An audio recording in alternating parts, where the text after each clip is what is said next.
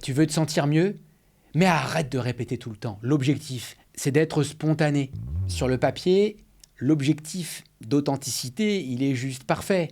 On a tous qu'une seule envie, c'est de ressentir ce sentiment de fraîcheur et de sincérité quand on est en train de parler devant un auditoire. Et personne n'a effectivement envie de se retrouver comme un bon élève qui est en train de dire sa présentation comme on récite une leçon. Donc dans ce cadre-là, répéter peut effectivement sembler contre-productif. Mais attention, de la même manière, personne n'a envie de se retrouver devant un public sans rien à dire parce qu'il n'est pas suffisamment répété. Alors comment trouver ce juste équilibre entre pas assez répété et trop répété? Tout repose sur votre préparation.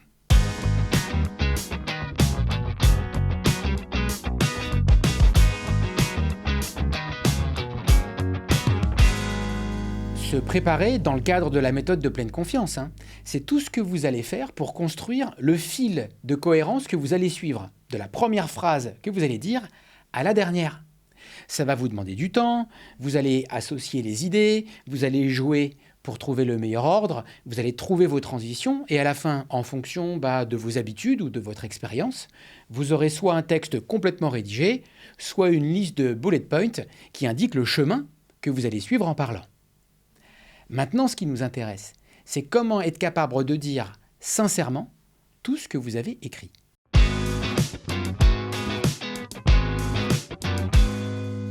Pas plus tard que la semaine dernière, j'accompagne un groupe de dirigeants et j'expliquais comment le storytelling permettait de concevoir des stratégies narratives pour les aider à se préparer. Et ça n'a pas loupé, au bout d'un moment, l'un d'eux me dit « Ouais, mais attention, moi, le storytelling bullshit, j'ai pas envie de faire ça. » Moi, je pense que quand on veut vraiment mettre en mouvement les gens, il n'y a rien de mieux que la sincérité. Si vous suivez régulièrement cette chaîne, vous savez que je ne peux être que d'accord. Mais attention, être sincère sur un sujet hautement stratégique, devant 50 dirigeants qui vous attendent au tournant, ça se prépare. Et c'est précisément parce qu'on s'est préparé qu'on a devant nous tous ces mots et qu'il est compliqué de les dire avec sincérité une fois qu'ils ont été écrits. Voilà pourquoi dans la méthode de pleine confiance, on passe à la phase d'entraînement. C'est quoi la phase d'entraînement? C'est s'entraîner à dire ce qu'on a écrit. Et pour ça, on fait un exercice tout simple, mais qui réclame beaucoup de discipline. Dire ce qu'on a écrit en pensant à ce qui était important pour nous au moment où on l'a écrit. Si vous faites cet effort-là, de le dire en vous concentrant sur ce qui était important, mais vous allez voir que naturellement, vous allez vite simplifier les formulations parce qu'on ne parle pas comme on écrit. Vous allez affiner vos transitions. À partir de là, 2 écoles. À chaque fois que vous modifiez le texte, soit vous pensez que vous allez vous en rappeler, soit vous faites les modifications sur votre texte de référence. Et vous allez voir qu'à force de vous entraîner, vous allez muscler ce lien logique de la première phrase à la dernière phrase et vous n'aurez plus besoin de votre texte initial.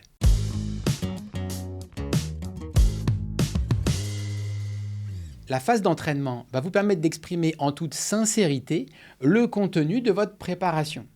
Et si votre objectif au final, c'est d'être capable d'exprimer cette authenticité, cette fraîcheur dont on parlait au début, oui, ça va être intéressant de faire une répétition. Une répétition en condition, au plus proche du réel. Avec une télécommande si vous avez des slides, avec vos collègues si vous parlez à plusieurs, avec un écran derrière vous si vous avez un support. C'est quoi l'objectif de la répétition?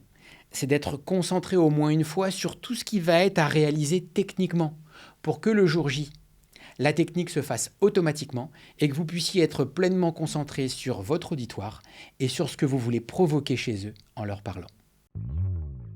En conclusion, l'authenticité, quand on parle de prise de parole stratégique, c'est pas s'autoriser à dire tout et n'importe quoi sous prétexte qu'il y a de la fraîcheur. C'est le résultat d'une préparation, d'un entraînement et d'une répétition. Si vous voulez recevoir encore de vrais conseils, je vous mets en description les liens vers nos conseils à regarder, à lire et à écouter. En attendant, si ce conseil vous a plu, je vous laisse cliquer sur le pouce et sur la cloche pour ne pas rater le prochain conseil qui peut tout changer.